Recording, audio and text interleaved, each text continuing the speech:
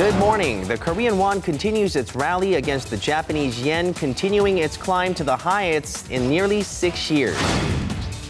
The U.S. midterm elections are underway. The candidates fighting for 36 of the 100 seats in the U.S. Senate and all 435 seats in the House of Representatives. 1,000 chairs to greet its guests, just one of the features of this village on Jejudo Island. Keith Kim has more. And help make things easier for new parents out there, making life a bit easier with hot items on Korea Today, Wednesday, November 5th, 2014. From Arirang News, this is Korea Today. And good morning. Thank you for joining us on Korea Today. I'm Kim Young alongside Jin and Kim Min-jung. Good morning, everyone. So for you winter sports enthusiasts out there, it's time to hit the slopes. The ski resorts are set to open this weekend in Korea. Right. The first ones to open will be the ones in Pyongyang, Gangwon Province, starting this Friday. And throughout this month, all ski resorts in that region will be welcoming skiers. Well, look at that. You see the artificial snow is already underway. And of course, people that can't wait to get on the slopes, they might want to go ahead and take advantage of the early season. But if you really want that nice powder, then you're going to have to wait for the first snowfall, right? In December or sometime in January, maybe. All right. But the rainbow over the slopes was really beautiful just now. That is very nice, right? And, well, I guess we'll have to, see if we're going to hit the slopes this weekend or the next. But for now, we'll jump to our top story for this morning. In the aftermath of the announcement of further monetary easing by Japan's central bank, the Korean won rose to its highest against the Japanese yen in nearly 6 years. The won-yen rate reached 947.31 per 100 yen, breaking into the 941 level for the first time since August 2008, at one point even threatening to break into the 930 level. Analysts say Korean financial authorities may feel pressure to take action if the yen continues to slide. The rise of the won surged following the Bank of Japan's announcement on Friday of additional stimulus measures in efforts to lift inflation. The local currency dipped against the U.S. dollar for the fourth consecutive day, hitting its lowest in over 7 months. U.S. Secretary of State John Kerry says the United States will work closely together with China to ultimately make North Korea realize that its current approach is leading to a dead end. In a speech made at Johns Hopkins University on Tuesday, Kerry said North Korea can gain security and prosperity only by making real progress towards denuclearizing the Korean peninsula. North Korea, for its part, criticized Washington on Tuesday, saying it will not hold nuclear or human rights talks with the U.S., calling it an enemy who is using the issue of human rights in an attempt to topple the regime. North Korea has been protesting against moves to adopt a UN General Assembly resolution condemning its human rights violations. And the Rural Development Administration announced on Tuesday that its scientists have succeeded in transplanting the heart of a pig after removing 2 genes responsible for immune rejection into a monkey. The RDA says it was successful in removing the genes responsible for both acute and hyperacute immunorejection and that the primate is alive and well 1 month after the procedure. An RDA official emphasized that once scientists are able to remove the gene responsible for vascular rejection, they may be closer to a human trial. Interspecies transplantation, known as xenotransplantation, is seen by some as a way to end the chronic shortage of human organs available for transplants, but that possibility has divided the medical ethics community. North Korea is taking a much tougher stance on anti-Pyongyang leaflets in recent months, calling off a proposed high-level inter-Korean meeting which was slated for last week. So why are these propaganda leaflets irritating the North so much, and how is the North trying to use them to their advantage? Our Cheong-ju took a closer look into the issue and joins us now in the studio to tell us more. Good morning, Hyung-ju. Good morning, Jin-ju. So as you said, the second high-level talks have been cancelled, and North Korea has also threatened to punish these civic groups sending the balloons with the anti-North Korea leaflets. On Monday, earlier this week, the civic groups have stated that they will continue to send them, but privately. North Korea has been reacting very sensitively about these leaflets, and they have some of the North Korean defectors say that they do have certain impact on the people in the north. Last month, balloons carrying anti-North Korea leaflets were launched from South Korea. They were organized by South Korean citizens, including North Korean defectors groups. Meanwhile, North Korea has been reacting very sensitively toward these leaflets. If South Korea takes responsible measures towards halting the provocative actions, which could lead to military conflicts, there's no reason the second round of high-level talks cannot be held. North Korea not only opened fire on the balloons carrying leaflets, but also threatened war, citing the South Korean government's lack of action towards halting the launches. As a result, this has created an internal divide within the South. Based on the spirit of the Constitution, which pursues a peaceful reunification, we must stop the conservative groups from launching anti-North leaflets. That's what we hope for too, to resolve this dialogue. It's the busiest time of the year for farmers, but we cannot work because we are too nervous. Internal conflict surrounding the anti-North leaflets. Experts postulate that North Korea is aiming to create a social divide within the South, hampering the government's countermeasures. Social conflict in South Korea is one of the things that North Korea is aiming for. So such internal divide is one of the North's policies towards the South, and Pyongyang sees that the issue of launching balloons with anti-North leaflets is leveraged to make the situation more advantageous for them. North Korea has been criticizing the leaflet launches through an official organization, forcing a hold on the second high-level talks, which would have taken place early this month at the latest. Lee Min-bok defected from North Korea in the 1990s, after reading a leaflet from South Korea. Back in the North, he graduated from a university and worked as a researcher at a national organization. He says he had been loyal to the leadership. However, when he read the anti-Pyongyang flyer, he decided to defect to South Korea. I was on a business trip in Cheonan when I got to read an anti-North Korea leaflet. Only then I learned the truth about the Korean War. I realized how serious things were. Our leaders was a crook fabricating history. I thought this wasn't right. Lee says it is likely the people will face confusion as they come to a crossroad in ideology once they have seen these leaflets. When we are told not to read the leaflets, we want to read them even more. A radio is the same price as a house for North Koreans, but they want to listen to it, even risking their lives. That's human nature. These days, I send not only analog leaflets, but also a DVD version. It's very convincing.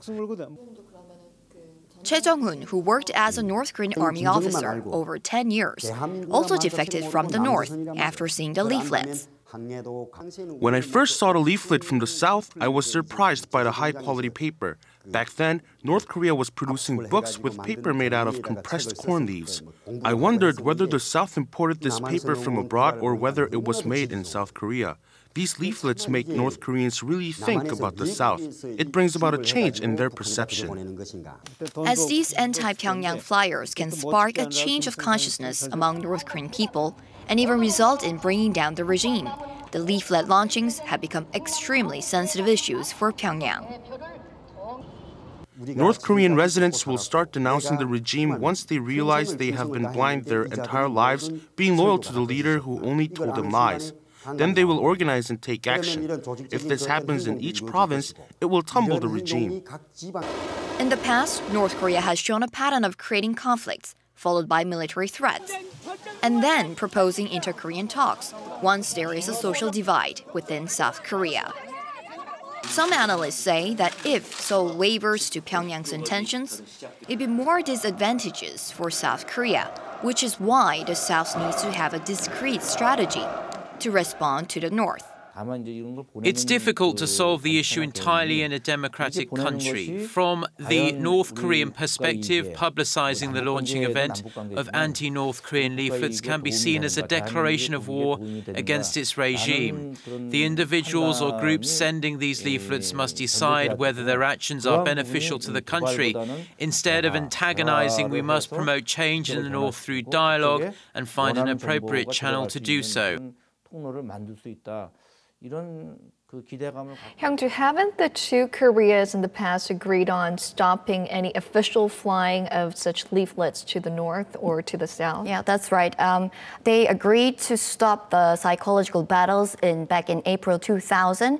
But in South Korea, civic groups continue to send these anti-North Korea leaflets. And also, it's not only South Korea, but also North Korea also sends these propaganda leaflets as well to the south. Despite these agreements, the South Korean government cannot prohibit these activists sending these leaflets because they do not have any legal ground to prohibit them. That is what the Unification Ministry said. And you talked with several North Korean defectors, some of them who held high-ranking positions in the communist regime before defecting to the south. Were there any other interesting stories that they shared with you during your interview with them? Yes, Mr. Choi Jung-hoon, the former North Korean army officer who served for over 10 years, he shared an interesting anecdote that according to his sources in the north, when Kim Jong-un hasn't seen the actual leaflet, but he was briefed by his closest aides with just brief summary. But when he read them, he just threw the report right in their faces. So it shows how sensitive this issue is for North Korea. But it's somewhat like a double-edged sword that it is a sensitive issue, but also North Korea is making use of this situation for its political purposes. Right, and I guess one thing the South Korean government should also keep in mind is ensuring the safety of its people, especially those living along the border with the north, I guess. That's right. All right, Hyung-ju, thank you for that report this morning.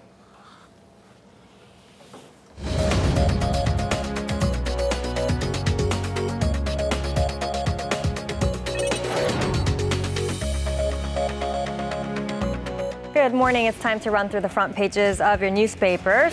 Now, all kinds of stories on the domestic papers this morning, a lot of them economy or business related. But today, first, we'll take a look at this image on 중앙일보. And the title of the image reads, Jeolla and Gyeongsang lawmakers cooperate to secure regional budget. Now, these lawmakers from Gyeongsangbuk-do and Jeollanam-do provinces, they gathered together yesterday at a forum where they discussed taking joint steps to secure regional budgets, as well as vowing to seek various exchanges and activities with one another amongst the lawmakers. Now, quickly moving to this article on the left of that image regarding the government's push to make a law for the manufacturing business. The title reads, Government Plans All-in-One Law to Save Manufacturing Industry of Korea. And looking at the sub-headlines, the government says it will create a special all-in-one law, or what's coined as a one-shot law in Korean, that will help solve the various problems related to difficulties that companies face when investing due to regulations, as well as when trying to reform business structures. And this is a special arrangement which is similar to the case of Japan 15 years ago that is aimed at helping local companies make a breakthrough and build a competitive edge, especially in today's threat of the low yen and China risk. Now, turning to 동아일보 for this side article regarding Korean companies and their brand values. And this is called Brand Values of Korean Companies Catch Up to 60% of Japanese levels within 13 years. Now, Interbrand, an American consulting firm, released yesterday an annual ranking of 100 global brands from 2001 to 2014, evaluating each brand's financial performance, role, and strengths. And the Daily analyzed the trends that were shown in the rankings. And if we take a look at this graph, according to the analysis, it turns out that Korea has caught up to Japan quite dramatically in terms of brand value over the past 13 years. The blue line represents Korea, whereas the black Japan. If you compare the two countries' total sum of brand values, Korea has grown by 9.6 times the value levels in the year 2001. Now, back then, the level of Korea's brand value was only 10% of that of Japan's brand value. But now it's caught up to the 60% point, which is a huge development for Korea. And over on to Pyongyang Shinmun, we'll take a look at this image now. The picture is called Royal Dutch Couple Visit Gyeongbokgung Palace. Now, King Willem Alexander and Queen Maxima of the Netherlands are here in Korea on a state visit. And yesterday, the royal pair visited the restored palace of Gyeongbokgung, the complex of wooden palaces which date back to the 14th century. The history of the first contact between the Netherlands and Korea, meanwhile, dates back to the 17th century. And now we'll wrap with a look at the Korea Economic Daily for this headline right in the center. This one's on the creative education scheme. It's called President Park Vows to Build an Innovative Education Model. As you can see in the image, an education symposium held jointly by local education institutes and the World Bank kicked off yesterday here in Seoul, where scholars from all over the world gathered. Now, if we take a look at the sub-headlines, at the forum, President Park Geun-hye in a speech vowed to realize an education system for Korea that stresses creativity instead of simply focusing on college entrances and memorizing, and one that goes beyond traditional paradigms to drive more innovation and passion from students. And that was a look at our local headlines for this Wednesday. Now following are the stock numbers from Tuesday.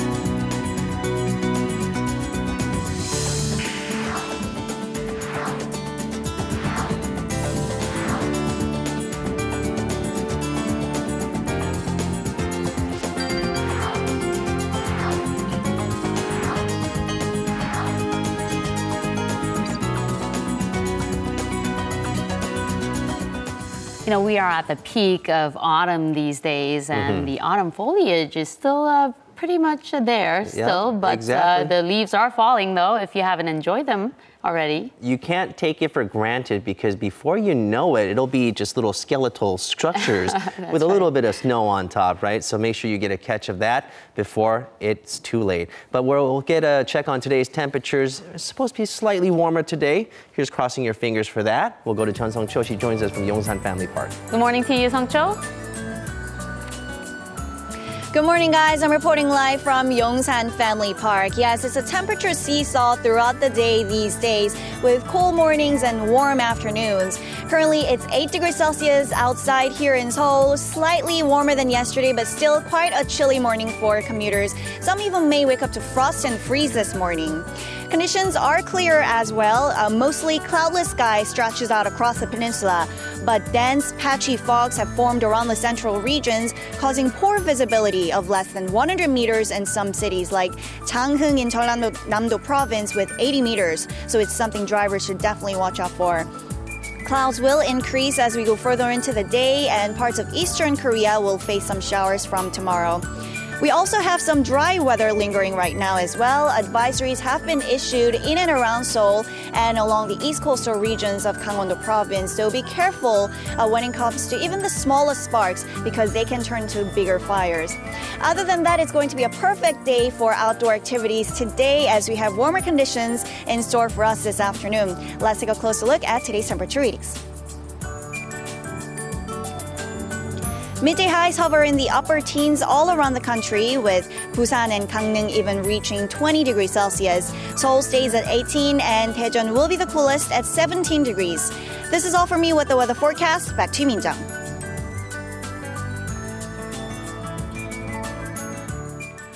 We are now in the 5 o'clock hour Eastern Standard Time in the U.S., so voting in the country's midterm elections is just starting to wind down there. Eunice Kim is standing by at the News Center for us for the latest on that. Good morning to you, Eunice. Good morning. So, how's it looking so far? Well, Min-jung, we should begin to receive exit poll results from the eastern states soon, but the voting is far from over as Alaska's polls won't be closing until about 6 hours from now.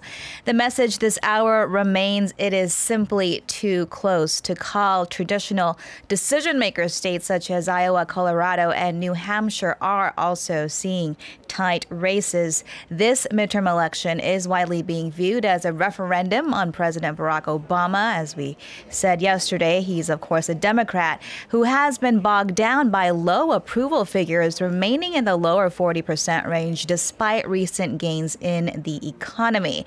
It's also significant because the power shift, whether or not there will be one led by the Republicans, would set the tone for the country's presidential election slated in 2 years in 2016. If that happens, according to many analysts who say Republicans have waged an expensive $4 billion campaign, they could regain majority control of the Senate. About a third of the seats are up for grabs in this midterm election. It could be a while before complete results are known, we should add, especially if no candidate wins more than 50% of the votes in the states of Louisiana and Georgia, in which case a runoff will be held in December and January, respectively. Switzerland has been rocked by a pair of shootings that has left 5 people dead. 3 bodies were found on Monday in the Alps town of Winterswil that was characterized by local media as a crime of passion. Bern police said the shooter was one of the 2 men who died. The third person killed near a train station was a woman. Hours later, in an apparently unrelated strike, another woman was shot dead in an apartment in the northern city of Basel. The Regional Public Prosecutor's Office said the suspect is believed to have moved on to shoot a man and a woman in a nearby flat before being arrested later that night. Crime of passion there. In North Korea is known to be a hermit nation. It rarely opens its doors to the outside world. This time, though, the North Korean embassy in the UK made an exception and opened doors for an art exhibition. Tell us more.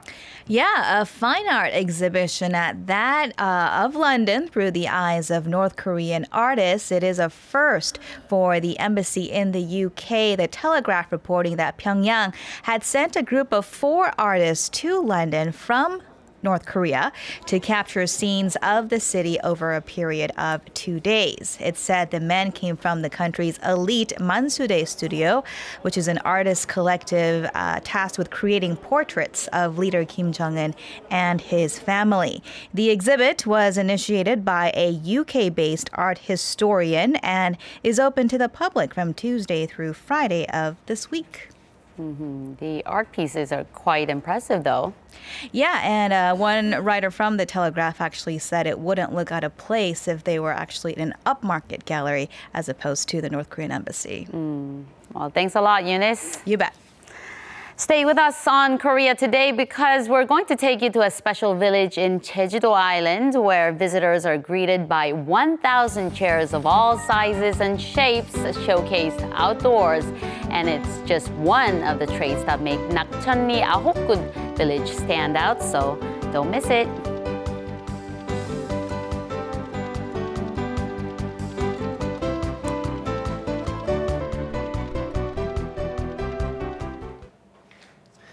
A massive Buddhist art piece, and when I say massive, it's huge, has been on display for the general public to see. And our Im Yoon-hee has more information about this. Now, this is huge, isn't it? That's exactly right. So this is being shown at the National Museum of Korea, and it's the 9th installment to their Goebul series, or the large painted Buddha scrolls.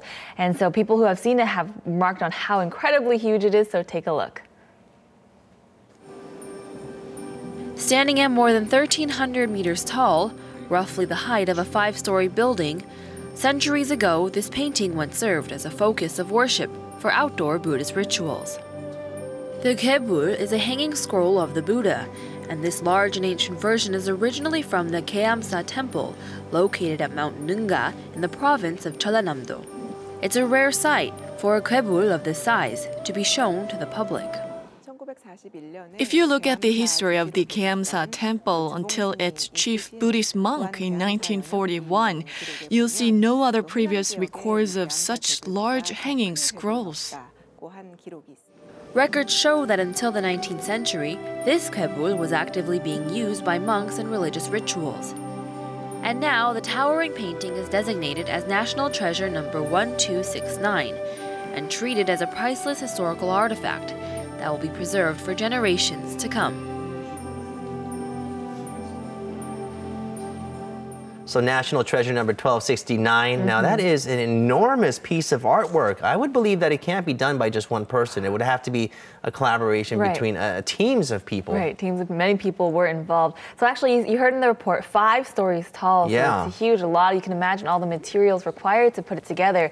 So records say that 13 artists were needed to create the work, and they were all led by the 18th century monk painter Uigyum. And they used supplies donated by fellow monks as well. So it's a very collaborative effort by the whole team of monks. Okay, so this National Museum of Korea, they're known for exhibiting Buddhist works in the past. Right, so they do often exhibit these types of works. So like I said earlier, it's the 9th installment for this series.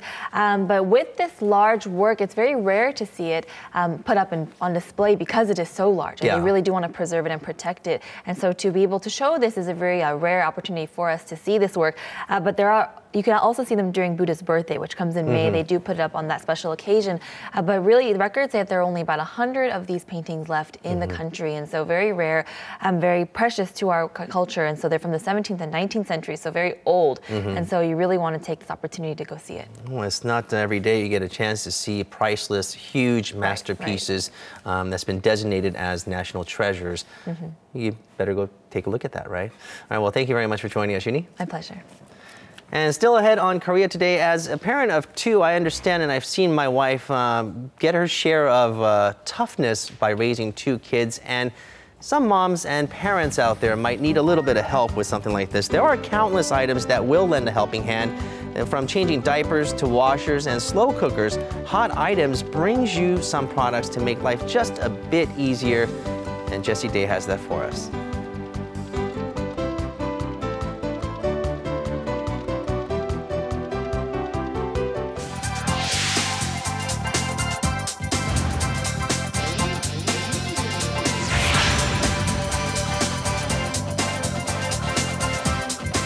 Now, Korea has a population of some 50 million, and the number of registered cars has surpassed the 20 million mark last week. Right. Now, that's a 2,700 times jump from about 70 years ago, and it makes Korea the 4th country in Asia to surpass the 20 million mark. Let's turn things over to our Sami-sorang for more. Good morning, Sami-sorang. Good morning to you. Good morning, guys. So Too many cars. Too many cars. Now, if we do a simple calculation based on what you said, it makes it 1 vehicle for every 2.5 Koreans. Let's see the breakdown. Among the 20 million vehicles, 75% were cars, while the rest were vans and trucks. Now, of the trucks, the vast majority were from domestic brands such as Hyundai, Kia, and Sangyong, while imports accounted for only 7%. Now, as for the individual models, Hyundai Sonata topped the list with 1 in 12 cars on the road being the popular model. I guess that taxis in Korea contribute a large part to that. They do, because it's the most popular model, most common model among taxis. And if you have a look around, some of the police cars around Seoul and other areas are Sonatas as well. Right. Now, meanwhile, on the entertainment front, the film Pyongyang, or Roaring Currents, is a big hit in France. Now, if you guys remember, it was a huge blockbuster last summer in Korea. It broke a lot of records. Well, it was shown for the first time in Europe this weekend. It was shown 3 times at the Paris Korean Film Festival, and at each screening, there were very long lines of people trying to get the tickets. Even in the rain, there were long lines like this. And at each screening, all 400 seats were sold out very, very quickly. I haven't watched the movie. Neither have I, actually. Now, back home in Korea, next week there will be a golden bus tour launching in Jeju. It looks like this. It's colored. It looks a bit yellow here, but it's actually gold on the outside and inside. Now the tour itself, it takes about an hour and a half to go around all the major hotspots in Jeju, such as the Jeju Folklore and Natural History Museum and the Jeju Museum of Art. And along the way, there will be 2 guides on the bus to explain what you're seeing and to answer any questions that you might have. The bus will depart on the hour, every hour, from the Jeju Welcome Center near the airport from 8 a.m. to 7 p.m. every day. The bus is quite cute. It's It is. nice and yellow. It looks like a school bus. You know, right, look at that. It's so cute. Do you hop on and hop off whenever you want to? How do people It's use exactly it? that, hop on, hop off. So as you're going along the tour, if you see some place that you like, you can hop off, take a look around, maybe grab a bite to eat, and then when you're ready, you can hop back on, as long as you have the ticket with you. It's valid for the whole day. Okay. Now wrapping up, let's jump through the video. Now wrapping up, with temperatures dropping each day, it's very easy to catch a cold. So a lot of people yesterday were looking up a list of the winter superfoods that can help boost our immune system. I've narrowed it down to 3. The first is mu, or white radish. It's an excellent source of dietary fiber and vitamins, and I don't know if you guys are aware, but there's even a saying in Korea that grandmas and granddads like to say, if you eat white radish in the winter, you don't have to see a doctor. Oh, really? Never heard that one before. Sure. It's popular among the older people. So a popular way to eat it in Korea is as gakdugi, it's a kimchi variety, or as musam, where you slice it into thin sheets and eat it with other vegetables. Now the next winter superfood is mackerels. It's a great source of protein and omega-3 fatty acids. And you can eat it grilled like this or as simmered as a chorim like this, which you can also include the white radishes that we mentioned before. Kill 2 birds in one stone. Exactly. So once you have this, perfect dish. So once you have this for dessert, you can have persimmons. It's packed with vitamin A, B, and C, so you can't go wrong with this one.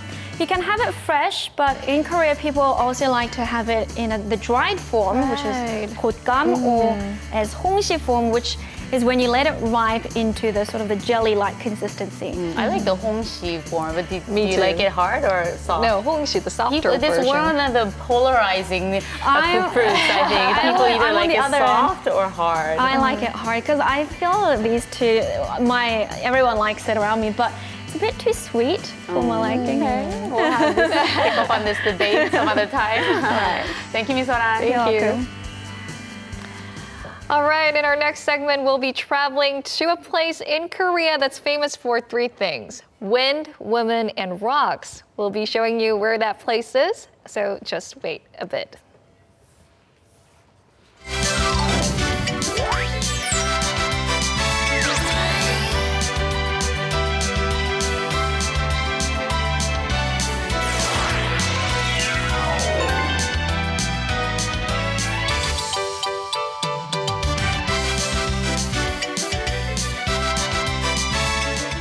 Now, when you visit a certain area in the peninsula, you might just do the regular old touristy stuff, but if you really want to make your trip last a lifetime in worth of memories, then you might want to do something just a little bit more special. And today we have Keith Kim joining us to tell us about a special trip to Jejudo Island. Good morning. Good morning. Hi, good morning. Keith. Hi, everyone. Well, absolutely. I went to Jejudo Island. It was actually my first time going, and it was super special. And the reason it's so popular, so beloved by Koreans and by people all over the world is, one, it has natural sites. Many of them are registered on the UNESCO World Heritage List, so it's beautiful to see. There's lots of things to see and do over there, and that includes lots of villages that have preserved the traditional local Jeju way of doing things. So we got to experience all of that and came back with this report. Love to show you guys. How about we take a look? So there's beautiful mountains, beaches, it's a clean environment, a nice lifestyle. It's just one of the many things that you'll find at Jeju Island. And this year alone, there's been 10 million visitors already. So Jeju, it's definitely one of the top tourist destinations in Korea. So we're gonna take a tour of a village where you can feel and experience like authentic, real Jeju. So we're going to Ahopgut Village, and it's located about an hour's drive from the airport. And as you can see over here, as you enter the village, you're greeted by this giant chair, and it's 14 meters tall. I've never seen so many chairs in my life. You stole it from Ping Pong. Oh my God. Do you see this chair for giants? I wonder what they got at this festival. They must have something interesting. Let's see what they got.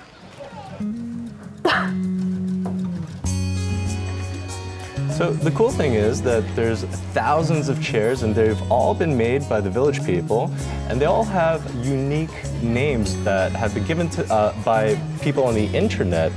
And so they have lots of unique and fun names. Messages as well. Well, as you can see, there's lots of cool and unique and interesting chairs here, but it's not only chairs, there's lots of programs that we could do with our hands. Let's go check it out. So at the village, this was the first ever farm culture festival, lots of different activities like this, making natural dyes. And the kids had a lot of fun with this one especially, which was pottery making. Always a fan favorite. And of course, sticking with the chair theme, visitors could also make miniature chairs. 요거를 4% 천천히 자연스럽게 밀면 됩니다.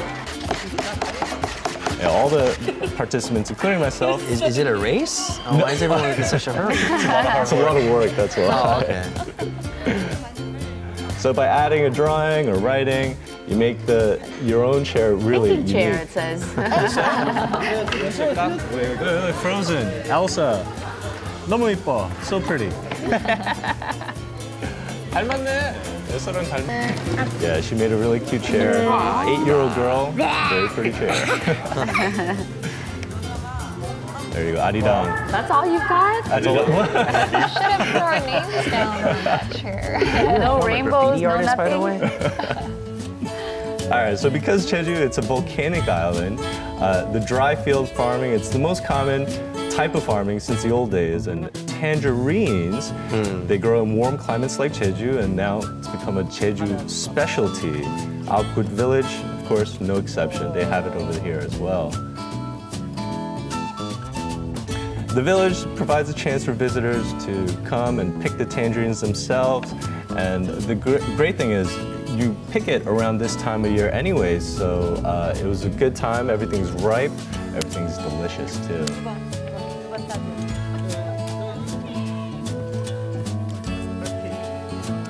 Jeju is known for its tangerines. Tangerines that have entirely turned yellow are the ones that are the most ripe.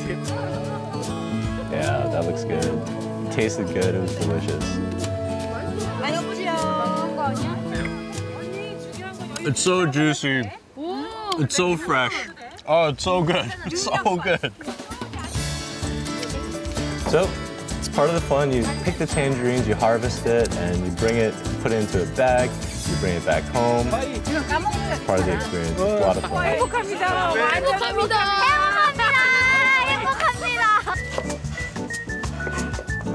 Aside from tangerines, another common crop is barley. And here we're making barley pizza. Wow. Yeah, so today we're making pizza. It's not just regular pizza. We have some barley pizza. So okay, so it's not netted with the dough. Well, it is. Oh my God. Yeah, barley pizza is made by adding barley powder in the dough, plus barley on top of it as well. It's a great art project. It was fun. It was a lot of fun to do. I never tasted it before. I never made a pizza before. We tried our best. That's plenty of cheese right there. A lot of cheese. That's your cheese spread, right? I mean, that's enough cheese. That's perfect. Look at that. Look at that. So this is ours, and it's not the prettiest pizza though. Oh, who cares? It looks so ugly. This is so ugly. Okay.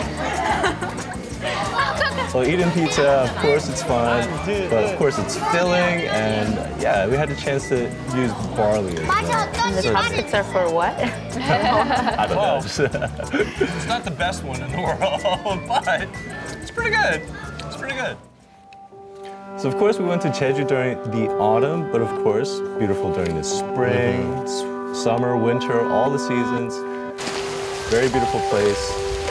And here, one of the places we went to was Gokjawa Kansang Forest. All over Korea, and this is one of the most well-preserved places that we've been to. And I can't wait to see what Mother Nature has to show us. It's a beautiful place. The sound of the rain is so romantic, walking in the forest on a rainy day. And the Gokjawa forest, it's actually known as the lungs of Jeju's ecosystem. And this primeval forest, it's cool in the summer, warm in the winter, brings out the best of all the seasons. So here's another site that you shouldn't miss. This is the Glass Castle. It's a glass theme park, and here there's lots of artworks, around 250 pieces made by... Beautiful. Yeah, it's beautiful, absolutely. And they're made by masters from around the world. Some peacocks there. Of course, you could make glass crafts too if you want to try your hand at it. I gave it a shot. Blow in the steel pipe. There's some glass at the end. Made something that resembles an apple. Had a lot of help. It was a lot of fun too. Wow, what? That's so cool. I just pressed it. They got a shape out of it. Now I got an apple. How hot is that thing though? It's very, look at this. I just made this. All super easy. It's super hot. You didn't have hairspray in your hair. It would have melted. Yeah. Had a Michael Jackson moment. Well, Jeju, it's definitely full of wonderful things. My first time there. If you go there, definitely recommend it. Will not be disappointed. Beautiful place. And of course, this is the chair that you made. That was the chair. It's beautiful, Keith. I like it. No, but Here's some tangerines for pales in comparison to the one that the little kid made, the little girl. She did a great job. Well, next week I'm coming back. I'm coming back with a bigger chair. Young, you could sit down in it. It'll be for the... You better give me the King Kong chair. The King Kong chair. It better be a big and sturdy chair. But it was a lot of fun to make something with my hands. And the great thing is, if our visitors want to do the same thing, you could go to the website. It's 9good.gotoville.org. And if you go there, you could register and sign up for lots of different activities, such as harvesting crops, guided tours, and making natural dyes as well. It's Ahopgut, and they call it 9good. That's interesting. 9good, yeah. Look how ripe these are. Wow, the skin delicious. just peels right off. And here's the glass craft you made. Yeah. Of course, that was a lot of fun to make. I definitely recommend hanging out at the Glass Museum as well. It's really neat. It's a beautiful piece of art, yeah. And I heard that apart from all the activities that you've shown and you've told us, there's a secret garden in Jeju where you can enjoy the beautiful scenery. Yeah, absolutely. The Spirited Garden, it's called, is one of the best recommendations that I could give. It's a beautiful place that it's huge. It's 30,000 square meters wide. It has 4,000 potted plants. The cool thing is it's the result of a single individual's effort. So it's super unique, very, very famous, and it's widely regarded as one of the most beautiful gardens in Korea. So if you're in the area, definitely check it out. Also, one more thing before I leave you guys, I'd like to recommend one more thing. It's the Pangeo Festival. Oh, yeah. It's the Yellowtail Festival. So it's going to take place at the Mosupo Harbor in Seogwipo City, starting next Friday. It's going to go on for 3 days. And, you go to the harbor, you enjoy the weather, you enjoy the scenery, and have some delicious yellowtail while you're there. Yeah, that's right. Just top it off with a nice meal at the end, right? Right. And don't you think Jinju looks like Snow White? Just holding that apple. It's the witch. Don't nice eat work with the apple. Not so nice with the chair, but thanks a lot anyway. I give it a try. There you go. Thanks, Keith. Thank you. Absolutely.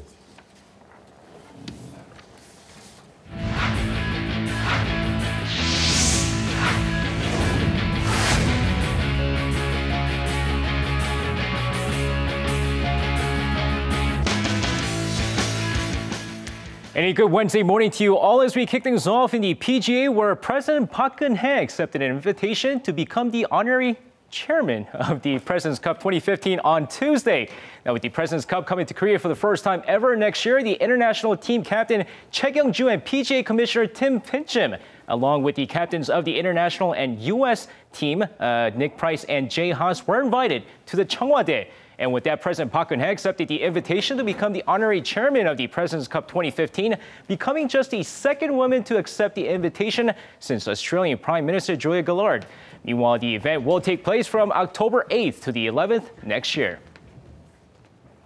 And speaking of honorary roles, on Tuesday, figure queen Kim Yeon-ah was officially named the 6th Goodwill Ambassador for the upcoming 2018 Pyeongchang Winter Olympics, with the Pyeongchang Winter Olympics Organizing Committee announcing that the figure queen will become the latest honorary ambassador last week. She was introduced to the media officially on Tuesday.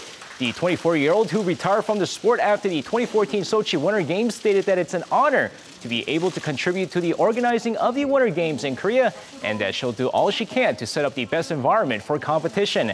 Now, the 2010 Vancouver gold medalist also worked with the bidding committee 3 years ago and helped Pyeongchang win the rights to the Winter Olympics.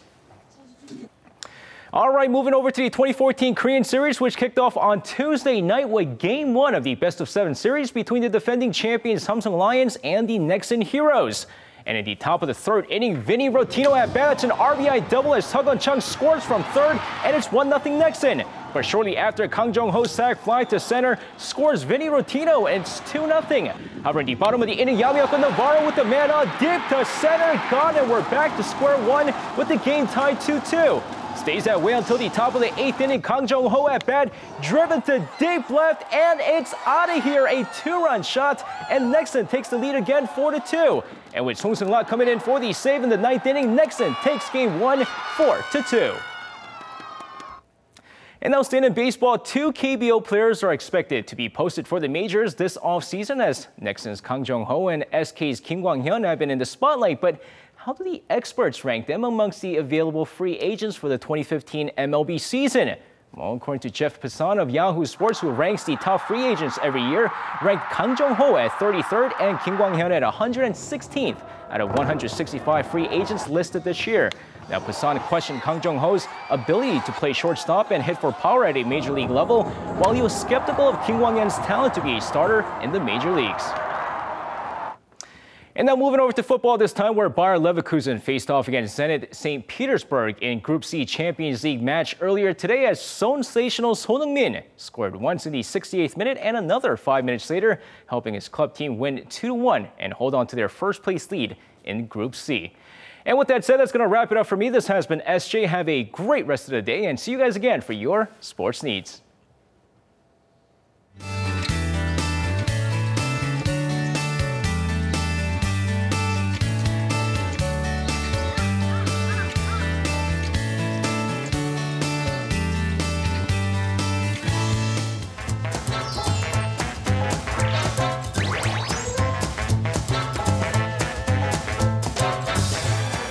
So it's time for hot items. I'm holding a baby in my arms who has no diaper on, by the way. Yes. Say hello. So we're talking about baby products today. Yes, good morning to you, Jessie. Jessie Day joins us. Yes, good morning. And Minjung, I know you're a mom, and maybe someday I'll be a dad too. So what we're looking at today on Hot Items are items to help parents with newborns more easily and conveniently raise their child. Okay. And you could probably all use that, You want to practice right? holding this baby? It's quite heavy, Wow, it is quite heavy. How do you hold a baby? I'm not very good at it. We can tell you're a bachelor, yes. Yes. So the first item we're going to be looking at today is the pururu, and this is basically a stand for babies to help parents change the diapers. It's pupulu. Yes, right. That's exactly what it is. So normally you change diapers when a child is lying down, but with this, as you can see, it's a stand. So you can put the diaper on the clip right there. It's got adjustable arms on the side for the size of the baby. And the back is also adjustable too. You can go up or down to adjust for the height of the baby to ensure you can keep using it for as long as the baby is wearing diapers. And you can see it looks comfortable there. Right, because parents will attest to this. It's difficult to put on a diaper on a baby who's 10 months and older because they do not want to stay still. When they're babies and when they're in their infant stage, they still stay still. They're lying down, but when they're they hit 10 months and older, they love to run around. They will not stay still. So it's quite a challenge to put on a diaper on them. Yes, so this helps as well. So should we give it a shot? Show you? Yeah. Okay, so help me take the baby for a second here. Okay, so we'll open up the arms here. The baby right here. Whoa, quite heavy right there. And then adjust that so it can stand comfortably and lean against it. So and this will hold the baby right there, the arms. Right, and as you can see here, the back adjusts. So when your child grows taller, you can do that as well. So you would put the diaper here. Yep. So we're like new parents trying to put a diaper on our baby right here. Right. I put this over the baby like that. This is all new to me. Take the sticker on the side. Right, I'll do the left, you do the right. Okay. There you go. And then come around, and you did that much faster than me.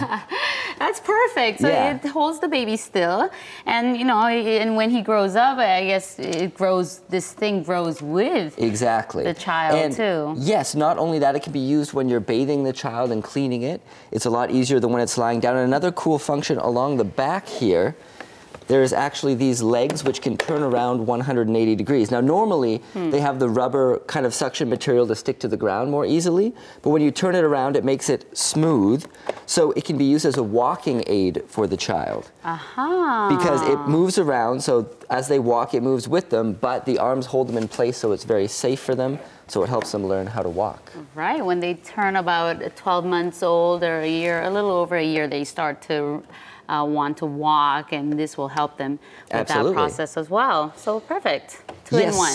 So let's move on. Now we're going to be looking at the Clees by Han Corporation. Now, with babies, their skin can be very sensitive and easily irritable, so you want to boil their clothing. And while you can do that in conventional washing machines a lot these days, you know, to use such a large amount of water for a small amount of clothes is not very economical or conservative for electricity. And also, if you wash too much clothes boiled together, it's not as sanitary as with the small load like this.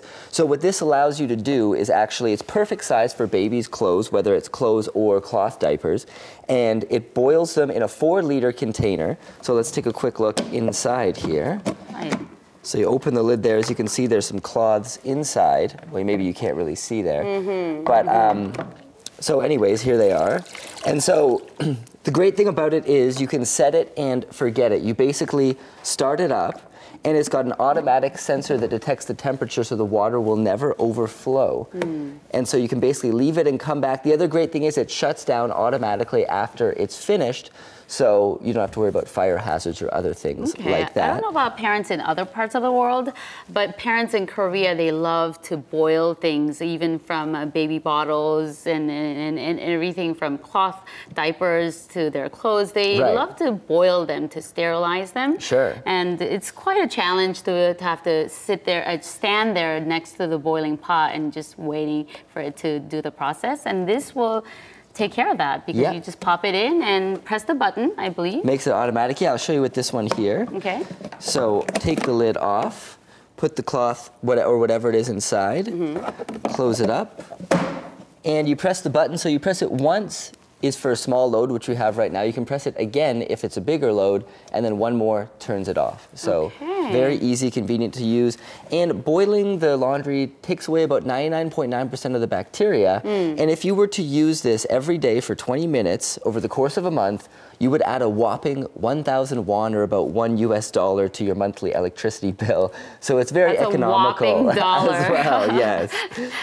Okay, sure. So that's useful in that. Absolutely. Now let's move on to another very important aspect of raising a child, and that, of course, is the child's nutrition. You want it to grow up well, healthy, and strong.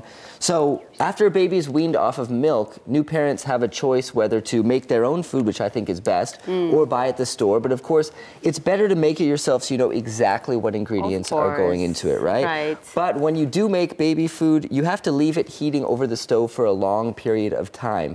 And because of that, you have to make sure you're there to constantly monitor it. Well, this is another one-touch set it and forget it device for making food for your baby. So it's got the spinning blades right here, so it separates everything you put in. It automatically detects the temperature of what you put in, and it sets it for a high heat at the beginning, and then it goes down to a simmer. So it takes about 25 minutes, And once again, you don't have to be there, and it's got a one-touch cleaning button as well, so it automatically cleans. So very convenient and makes very healthy food. Whatever you want to put into it, you can put into it. Because parents can be ambitious in trying, when it comes to solid foods, actually, when they start, you become really ambitious, like, okay, I can do this, but you realize it's quite difficult because you have to steam the food, you have to blend the food, and then put it together and boil it again. It's a lot of work. Exactly. But this thing will take care of that because it's just one touch, one button, and it takes care of it. That's absolutely true. So why don't we give it a shot here? If you want to help me out, put those ingredients inside. With my hand? Oh, sure. Here's a spoon. Okay, yeah. Righty. Whoa, there you go. So we've got some rice and some vegetables. Okay. And some cabbage here, chopped up cabbage. And of course, you can put anything you want inside. Okay, that looks maybe a little bit like pumpkin. moo, and then we've got pumpkin. Okay, this is gonna be good. Okay, so we'll try that. A little bit of spillage on the side, but it's okay. So you just put that on. Got it going already. Yeah, and then you can choose. There's everything from soups to stews, and what we'll set it for here is chuk, which is like porridge, right? So start it, and 25 minutes later, we will have this So right technically, here. it doesn't even have to be baby food. It's just breakfast, maybe a porridge. That's right. It makes anything, porridge, stew, soup, and really, it doesn't really have to be baby food. That's right. It can be also healthy food for the whole family. It's very good at making duyu or black bean soy milk. You don't even have to rinse the beans beforehand. It's also a very healthy thing for breakfast. So how about first you try one of the chuk? Which one would you like? Oh, did you make this? I did not. Okay, then I'm but trying. I just made this. You guys want to try it too? I smell something cooking over here. Baby food. You want some baby? Yes. Can I try this? Sure. No, you have to take it There's the baby only one way. spoon, but... How is it? And then do it the baby way. Spit it out, right? Right. Good. So here we also have some black bean soy milk. Wow. So let's pour some of that into Did the you make cup. this, Jesse? I'm not sure. I did not make it. I cannot attest to its quality. You're just too honest. Just say you made it. Here, try this. Wow. That does look good. It looks like the stuff that you could buy at stores. So you just pop Yeah, the but make it beans yourself so it's much healthier. inside No chemicals or additives. It almost tastes like misukgaru, you know, the multigrain. Right. And drink. Awesome. Well, these will definitely help you when you're raising your new kids, and I'm sure you guys could have used them. We should show our viewers tea? what a great dad Young is. Actually, if we could just take out this baby real quick. All right, well, you have to There you go. support the neck. Support the neck. Support the neck. I This need is to learn a how to do one-to-one that. lesson There you go. You support from the a neck. real dad to a Okay. future perfect. dad. Yeah, I'm keep looking that for in one of mind. these. I've been looking for a restraining device for my son. All right, well, that's just about does it for this edition of Korea Today. All right, thank you for joining us. We'll see you back here tomorrow morning at 7 a.m. Night-night. Whoops.